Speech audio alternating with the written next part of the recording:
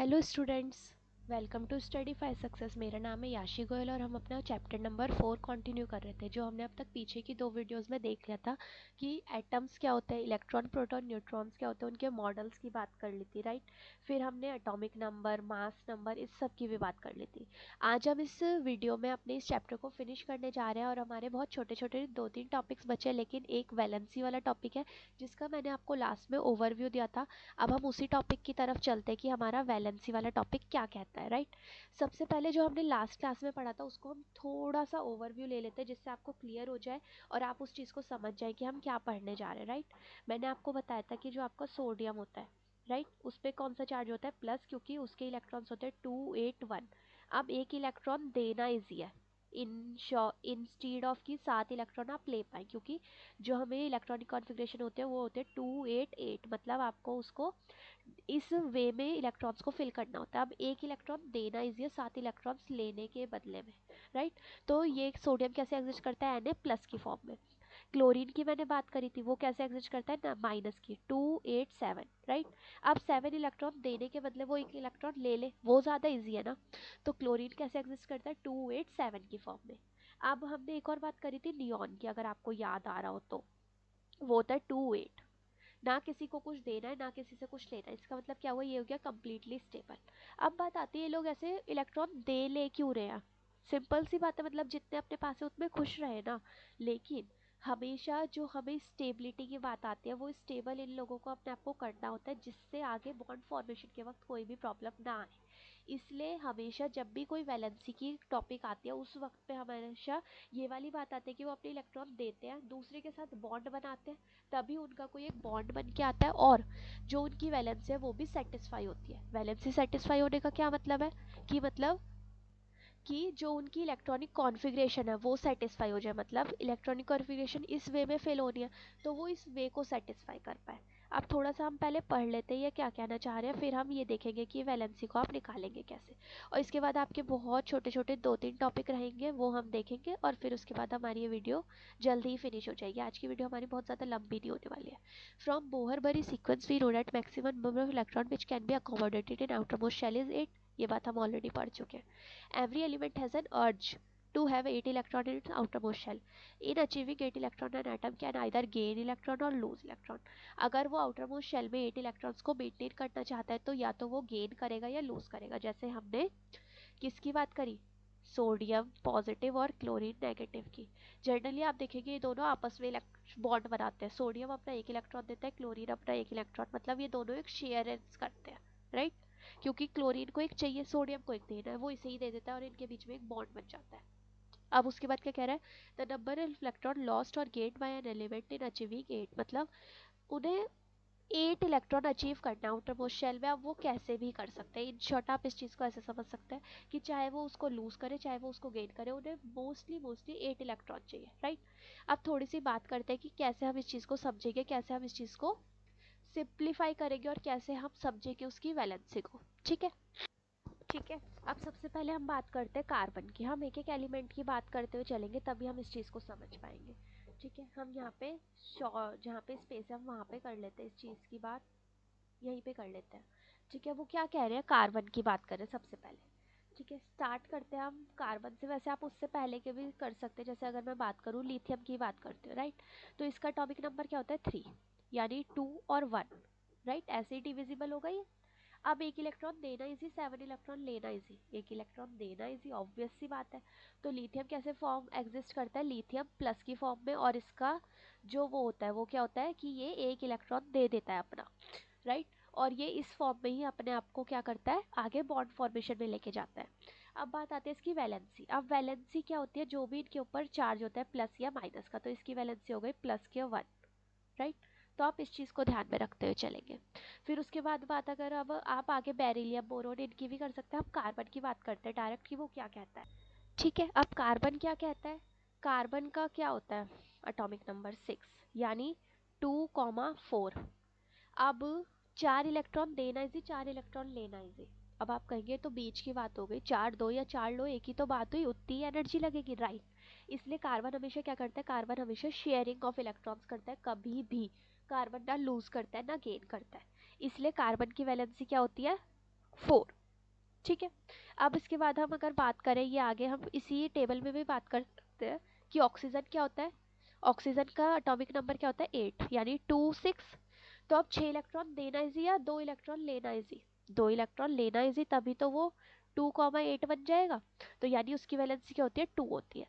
अब यहाँ पे आप देखेंगे प्लस माइनस कुछ भी बता नहीं रखा, तो आप इस चीज़ को ऐसे भी लिख सकते हैं और अगर आप चाहें तो आप प्लस माइनस की फॉर्म में भी लिख सकते हैं। That is not a big issue, right. फिर उसके बाद इन लोगों ने किसकी आपको एग्जाम्पल दे रखा है, फ्लोरीन का, राइट। अब फ्लोरीन क्या होता है 2,7। अब 7 इलेक्ट्रॉन देना इजी या 1 इलेक्ट्रॉन लेना इजी? फिर वही क्वेश्चन है मेरा आपसे। अब आप ऑब्वियसली कहेंगे 1 इलेक्ट्रॉन लेना इजी, तो क्या बन जाएगा, यही सेम बन जाएगी इसकी, तो यानी एक हो गई इसकी वैलेंसी। इन शॉर्ट वैलेंसी क्या होती है, जो भी आप इलेक्ट्रॉन देंगे या जो भी आप इलेक्ट्रॉन लेंगे वो उसकी वैलेंसी कहलाती है, अगर किसी भी एलिमेंट के एटम को आप स्टेबल करना चाहते हैं तो। ठीक है। अब हम एक एग्जाम्पल लेके चलते हैं और हम यहाँ से नहीं देखेंगे, ठीक है। सपोज कीजिए हम कैल्शियम का एग्जाम्पल लेते हैं और हम उसकी वैलेंसी फाइंड आउट करते हैं, ठीक है। अब क्या है आपका कैल्शियम, कैल्शियम का एटॉमिक नंबर क्या होता है 20। 2,8,8,2 ऐसे फिल होंगे, ये हो गए 10, ये हो गए 10, 20 हो गए। अब 288 ये तो कम्प्लीटली फिल है, 2 जो बचा ये इनकम्प्लीट हो गया शेल, यानी इसकी वैलेंसी हो गई कैल्शियम 2+, मतलब वो 2 इलेक्ट्रॉन देना प्रेफर करेगा। अब 6 इलेक्ट्रॉन लेना ज़्यादा टफ है ना 2 इलेक्ट्रॉन देने के बदले में, तो वो 2 इलेक्ट्रॉन दे देगा, तो इसकी वैलेंसी हो गई कैल्शियम 2+। हम चेक कर लेते हैं, इसकी वैलेंसी है 2+। तो आप इस चीज़ को ऐसे समझ सकते हैं, आप इन सब की ना वैलेंसीज बता सकते हैं, आप इन सब की वैलेंसी लिख सकते हैं कि आप कैसे इन सबको फाइंड आउट करेंगे। जैसे कि आप ना अपने पास एक टेबल भी बना सकते हैं जिसमें आप ये सारा कुछ लिखे कि इसका एक एटॉमिक नंबर है, फिर उसमें इतने इलेक्ट्रॉन, उसमें इतने प्रोटॉन, उसमें इतने न्यूट्रॉन, प्लस उसका मास नंबर, एटॉमिक नंबर, और फिर लास्ट में उसकी वैलेंसी क्या होती है। और ये सारा कुछ ना, जैसे आप अगर आप शीट भी बनाएंगे ना, आपको थोड़े दिन बाद आप देखोगे आपको ये सारा कुछ ऐसे ही लर्न हो जाएगा, आपको बहुत ज़्यादा कुछ नहीं करना पड़ेगा, राइट। फिर ऐसे ही इन्होंने नियॉन की दे रखी है जिसकी कोई वैलेंसी नहीं होती, ज़ीरो होती है। एक बात और ध्यान रखने वाली, जो भी नॉर्मल गैसेज होती है जैसे कि नियॉन, क्रिप्टन, जिनॉन, रेडॉन, ये सारा जो होता है इन सब की कोई भी वैलेंसी नहीं होती है, इन सब की वैलेंसी ज़ीरो होती है। आप प्लीज़ इस बात को ध्यान में रखेंगे, ठीक है। अब इसके बाद बात आती है for elements like hydrogen, helium, lithium, beryllium and boron. These elements lose their outermost electron to achieve 2 electron in the outermost shell. These elements will have valence in accordance to this set. मतलब ये पांचों कैसे हैं, जो अपनी electrons को loss करते ही करते हैं, मतलब तभी तो उनके आउटर मोस्ट में 2 इलेक्ट्रॉन होंगे, क्योंकि वो गेन तो इतने सारे कर नहीं सकते। तो मोस्टली इनके केस में क्या होता है, ये लॉस करते हैं और इनकी वैलेंसी इस सब के अकॉर्डिंग होते हैं। मतलब हाइड्रोजन के पास होता ही है क्या, तो वो उसे भी लूज कर देता है। कहीं कहीं केसेस में देखा गया कि वो गेन भी करता है, लेकिन मोस्टली केसेस में वो लूज करता हुआ दिखता है। तो आप इस चीज़ को ऐसे भी समझ सकते हैं, ठीक है। फिर इसके बाद बात आती है हमारे आइसोटॉप्स की। आइसोटॉप्स क्या होते हैं? अब isotopes are atoms of same elements having same atomic number and different mass number. मतलब एक ऐसा एटम के एलिमेंट जिनका सेम एटॉमिक नंबर तो हो पर मास नंबर अलग अलग हो। जैसे आपके बात आती है क्लोरीन की, 17 क्लोरीन 35, 17 क्लोरीन 37। मतलब जो क्लोरीन होता है ना वो दो फॉर्म में एग्जिस्ट करता है, एक का मास होता है 35, एक का मास होता है 37। तो क्लोरीन के क्या हो गए, ये आइसोटॉप हो गए, मतलब एटॉमिक नंबर तो सेम जा रहा है लेकिन मास नंबर क्या है, डिफर कर रहा है। तो आप इस चीज़ को ऐसे भी समझ सकते हैं कि जब भी किसी एटम के दो मास नंबर होते हैं तो वो उसके आइसोटॉप्स कहलाते हैं। मतलब दो मास नंबर, मतलब कि एटॉमिक नंबर सेम जा रहा है, क्योंकि एटम तो एक ही एलिमेंट का है ना, तो इसलिए उसके मास नंबर अलग अलग है और इसलिए वो क्या कहलाते हैं, उसके आइसोटॉप्स कहलाते हैं। इसमें आपके और भी एग्जाम्पल आ सकते हैं, इसमें प्रोटियम वगैरह इनके एग्जाम्पल शायद इसमें आते हैं, लेकिन आप इस चीज़ को ऐसे ही समझ सकते हैं।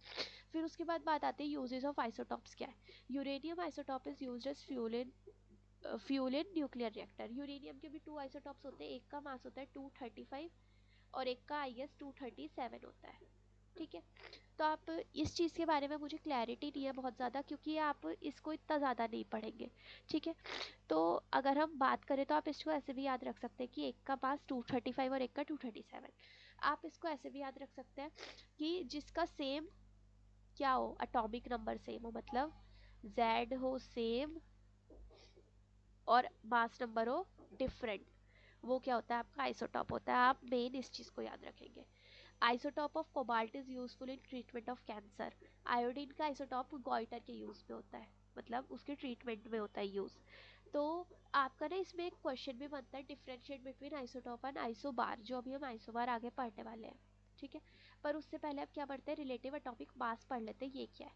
ये क्या होता है? Average of masses of all the isotopes of element, मतलब जितने भी आइसोटॉप्स हैं उनके मासेस का एवरेज। जैसे अगर हम क्लोरीन की बात करें तो 75 और 25, मतलब जो क्लोरीन होता है ना वो हमेशा इस फॉर्म में होता है, 75% ऑफ क्लोरीन, 25% ऑफ क्लोरीन।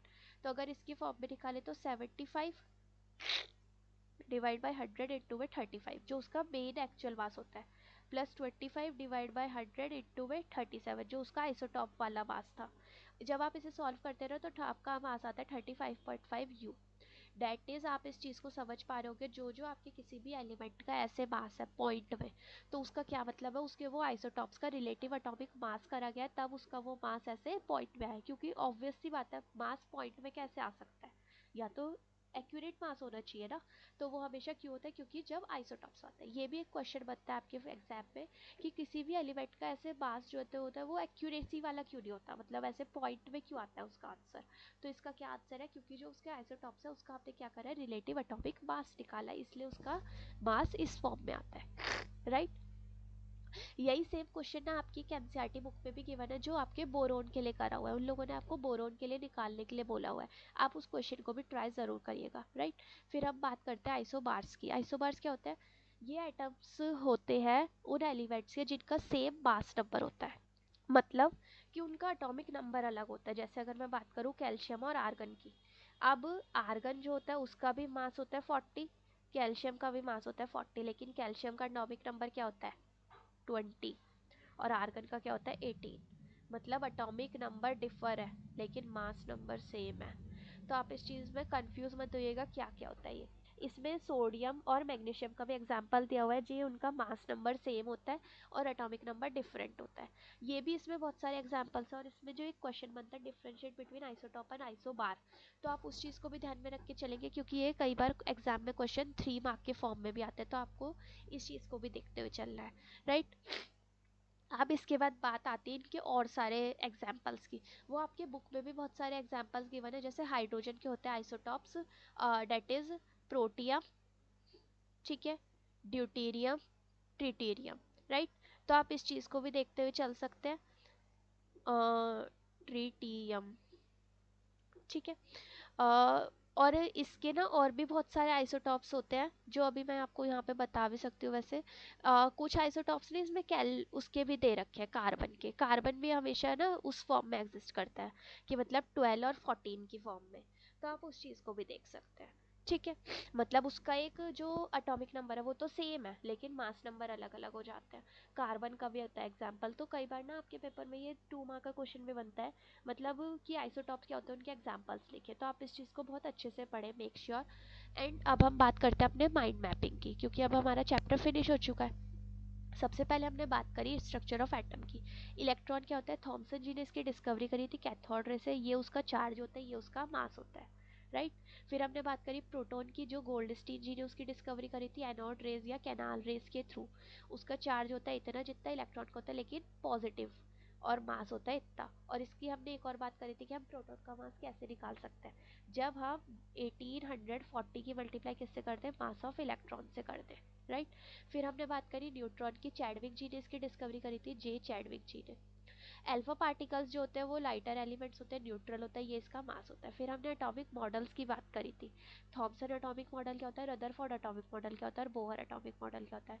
हमने ये बात करी थी कि थॉमसन एटॉमिक मॉडल को वाटरमेलन मॉडल भी कहते हैं। रदरफोर्ड जी ने क्या करा था अपने मॉडल में, उन्होंने बॉम्बार्डमेंट करवाई थी अल्फा पार्टिकल्स की, किस पे, गोल्ड फॉइल पे, ठीक है, जिससे उन्होंने न्यूक्लियस का साइज डिटरमाइन किया था कि वो बहुत छोटा होता है। फिर बोहर जी ने क्या हमें वैलेंसी शेल्स के बारे में बताया, वैलेंसी के बारे में बताया, इलेक्ट्रॉन्स के बारे में बताया। फिर हमने एटॉमिक नंबर की बात करी, एटॉमिक मास की बात करी, इन सब की बात करी। फिर उसके बाद आइसोटॉप आइसोबार की बात करी, राइट। आई एम होपिंग कि आपको ये वाला चैप्टर बिल्कुल क्लियर हुआ होगा और आपको ये सारे कॉन्सेप्ट बहुत अच्छे से क्लियर हुए होंगे। जहाँ भी आपको कोई डाउट हो आप उस चैप्टर को या उस वीडियो को बार बार रिवाइंड करके ज़रूर देखिएगा, क्योंकि मैं अपनी फिर वही बात कहूँगी, अगर जब तक आपकी केमिस्ट्री के बेसिक्स स्ट्रॉन्ग नहीं होंगे आप आगे केमिस्ट्री को कॉन्टिन्यूली नहीं पढ़ पाएंगे बहुत अच्छे से। बेसिक स्ट्रॉन्ग होना बहुत ज़्यादा ज़रूरी है, तभी आप उस चीज़ को आगे ले जा पाएंगे, तभी आप उस चीज़ में अच्छा स्कोर भी कर पाएंगे। ठीक है, thank you so much all of you, thank you for your precious time. I hope आपको समझ आया होगा। Thank you so much all.